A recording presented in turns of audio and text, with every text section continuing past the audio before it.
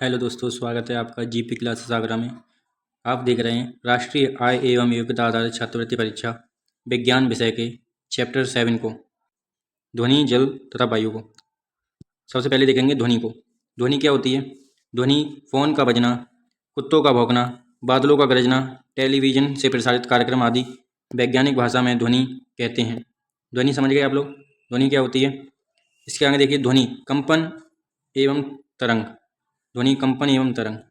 ध्वनि कंपन से उत्पन्न होती है, तरंग के रूप में चलती है। किसी माध्यम में विक्षोभ मतलब हलचल से संचरण को गति कहते हैं।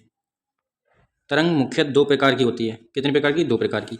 नंबर 1 अनुदैर्ध्य तरंग, नंबर 2 अनुप्रस्थ तरंग। इसमें कंपन की दिशा तरंग की दिशा के अनुदिश होती है, जैसे केंचुए की दिशा। दूसरा है आपका अनुप्रस्थ तरंग। इसमें कंपन की दिशा गति तरंग की दिशा के लंबवत होती है, जैसे सांप की गति। है आपका आवर्तकाल। कंपन करने वाली वस्तु एक कंपन या दोलन करने में लगा समय आवर्तकाल कहलाता है। यह आपका क्लियर हो गया। आवृत्ति एक सेकंड में किए गए कंपन या दोलन की संख्या या प्रति सेकंड कंपन की संख्या आवृत्ति कहलाती है। इसका ऐसा ही मात्रक क्या होता है? हर्ट्ज होता है, जिसको एच और जेड लिखते हैं। समझ में आया दोस्तों? अगला है आयाम। कंपन करती हुई वस्तु अधिकतम विस्थापन क्या कहलाता है? आयाम कहलाता है। ठीक है। ध्वनि की प्रबलता। ध्वनि की प्रबलता दोस्तों, प्रबलता ध्वनि का वह गुण है जिसमें ध्वनि तीव्र मंद सुनाई देती है। वास्तव में ध्वनि की प्रबलता कंपन के आयाम पर निर्भर करती है। जब कंपन का आयाम अधिक होता है तो उत्पन्न ध्वनियों की प्रबलता भी अधिक होती है। तारत्व ध्वनि का वह गुण जिसके द्वारा वह मोटी या भारी या पतली या फिर तीखी ध्वनि में अंतर कर सकते हैं। उच्च तारत्व वाली ध्वनि की आवृत्ति उच्च, निम्न तारत्व वाली ध्वनि की आवृत्ति निम्न होती है।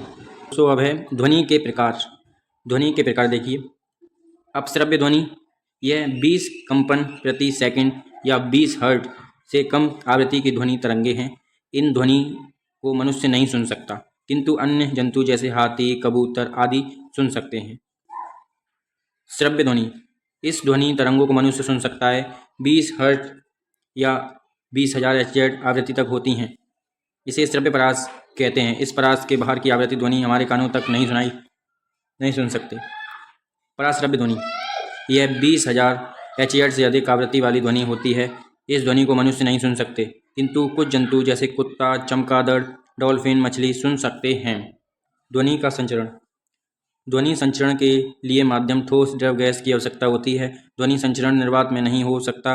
ध्वनि की चाल ठोस में सर्वाधिक, गैस में सबसे कम होती है।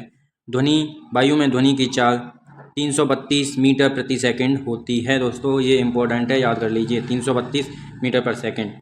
ध्वनि का परावर्तन, किसी माध्यम से टकराकर ध्वनि का उसी माध्यम में वापस आना ध्वनि का परावर्तन कहलाता है। प्रकाश की भांति ध्वनि भी परावर्तन नियमों का पालन करती है।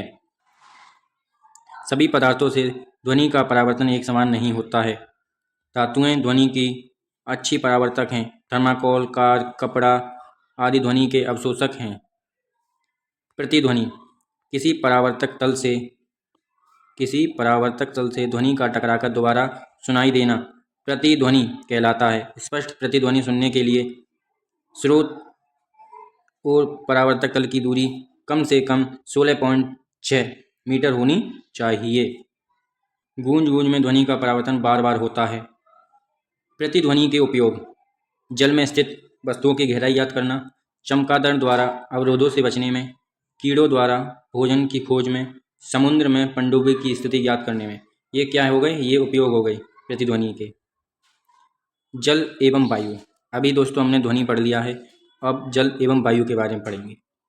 जल एवं वायु, हमारी पृथ्वी का 3/4 भाग या 75% भाग जल है, जिसमें 97% समुद्र, 2% ग्लेशियर व ठोस बर्फ, 1% भूमिगत जल है। जल एक यौगिक है जो 2 हाइड्रोजन परमाणु, 1 ऑक्सीजन परमाणु के संयोग से बनता है। जल का अणु सूत्र H2O होता है। जल ठंडा होकर बर्फ बनता है। बर्फ का घनत्व जल से कम होता है, जिससे जल से बर्फ बनाने में आयतन बढ़ जाता है। यह जल का विशिष्ट गुण है। 4 डिग्री सेल्सियस ताप पर जल का घनत्व सर्वाधिक अर्थात अधिकतम होता है। शुद्ध जल रंगहीन, गंधहीन, स्वादहीन एवं पारदर्शक द्रव्य है। जल का क्वथनांक 100 डिग्री तथा हिमांक 0 डिग्री सेल्सियस होता है। जल में विभिन्न प्रकार के लवण घुले रहते हैं, जिनके कारण जल का विशेष स्वाद होता है। जल का अपघटन करने पर H2 एवं O2 गैस प्राप्त होती हैं। ये सूत्र देख सकते हैं आप। H2O जल का विद्युत अपघटन कराने पर H2 गैस और O2 गैस प्राप्त हुई यहाँ पर। संकरी धातु जल से क्रिया करके धातु ऑक्साइड या हाइड्रोक्साइड बनाती हैं। हाइड्रोजन गैस निकलती है। जल का स्थायी कठोरता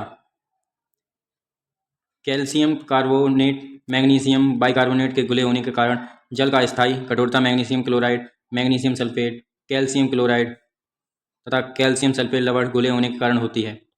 जल का अस्थायी कठोरता को उबालकर चूना मिलाकर क्लार्क विधि द्वारा दूर किया जा सकता है। स्थायी कठोरता को धावन सोडा द्वारा, परम्यूटेट विधि या जियोलाइट विधि द्वारा दूर किया जा सकता है। विश्व जल दिवस प्रतिवर्ष 22 मार्च, ये इम्पोर्टेंट है बच्चों, 22 मार्च को मनाते हैं। गंगा के जल में बैक्टीरिया, जीवाणु, अन्य अशुद्धियों को नष्ट करने के लिए बैक्टीरियोफेज नामक वायरस पाया जाता है। इस कारण गंगा का जल काफ़ी समय तक शुद्ध रहता है। वायुमंडल पृथ्वी के चारों ओर वायु का घेरा, इसे वायुमंडल कहते हैं। वायुमंडल में नाइट्रोजन, ऑक्सीजन, कार्बन डाइऑक्साइड, सूक्ष्म मात्रा में अन्य गैसें, आर्गन, हाइड्रोजन आदि का मिश्रण। इस मिश्रण में 78% नाइट्रोजन, ऑक्सीजन 21%, कार्बन डाइऑक्साइड 0.03%, अन्य गैसें 0.07% हैं। वायु रंगहीन, गंधहीन, स्वादहीन होती है। वायु में उपस्थित ऑक्सीजन श्वसन के लिए आवश्यक है तथा वायु की कार्बन डाइऑक्साइड आग बुझाने में सहायक है।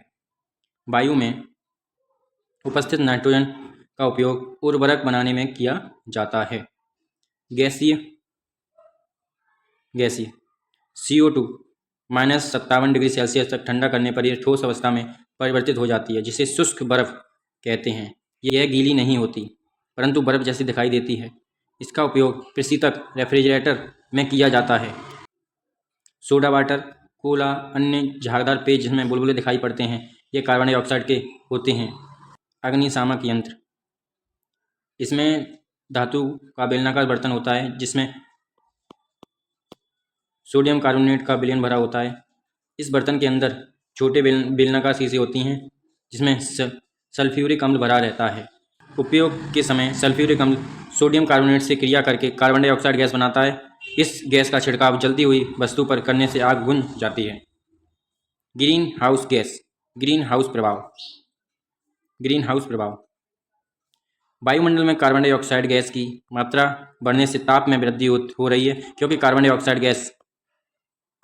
गैस सूर्य की ऊष्मा को अंतरिक्ष में वापस जाने से रोकती है, जिससे पृथ्वी का तापमान बढ़ जाता है। भविष्य में ग्लेशियर की बर्फ पिघलेगी, जिससे समुद्र तटीय निचले इलाके समुद्र में डूब जाने की आशंका है। पृथ्वी के वायुमंडल का धीरे धीरे गर्म होना ग्रीन हाउस प्रभाव कहलाता है। ये इंपॉर्टेंट है, क्वेश्चन बन सकता है बच्चों इसमें से, ये पैसे ध्यान से पढ़ें। इसमें ग्रीन हाउस गैसें जैसे कार्बन डाइऑक्साइड, जलवाष्प, मीथेन, नाइट्रस ऑक्साइड, क्लोरोफ्लोरोकार्बन, इनका अनुपातिक प्रतिशत वायुमंडल में बढ़ रहा है।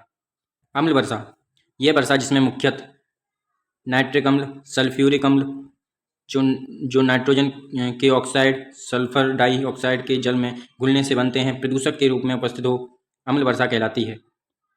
इन प्रदूषकों के कारण वर्षा जल सामान्य जल से अधिक अम्लीय हो जाती है। अम्ल वर्षा में भवनों, मूर्तियों, विशेषकर पत्थर और संगमरमर से बनी वस्तुओं का क्षरण होता है, इससे पर्यावरण पर गंभीर दुष्प्रभाव हो रहा है।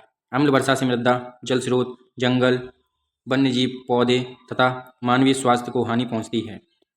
मथुरा में स्थित तेल शोधक कारखाना रिफाइनरी से सल्फर एवं नाइट्रोजन के ऑक्साइड वर्षा जल से क्रिया करके अम्ल वर्षा करते हैं, जिससे विश्व प्रसिद्ध अजूबों में सम्मिलित आगरा के ताजमहल का संगमरमर क्षरण होकर पीला पड़ने लगा है। हमारा चैप्टर यहाँ पे समाप्त हो चुका है। आगे आप देख सकते हैं बहुविकल्पी प्रश्न है, इनको हम अगली वीडियो में नेक्स्ट वीडियो में करेंगे, इनको नेक्स्ट वीडियो में सॉल्व करेंगे। अगर आपको वीडियो पसंद आया तो वीडियो को लाइक करें और हमारे चैनल को सब्सक्राइब करें और अपने दोस्तों के साथ वीडियो को शेयर करें, जिससे और बच्चों को भी पढ़ने में मदद मिले और अपनी परीक्षा पर ध्यान दें। चलिए मिलते हैं अगली वीडियो में। जय हिंद, जय भारत।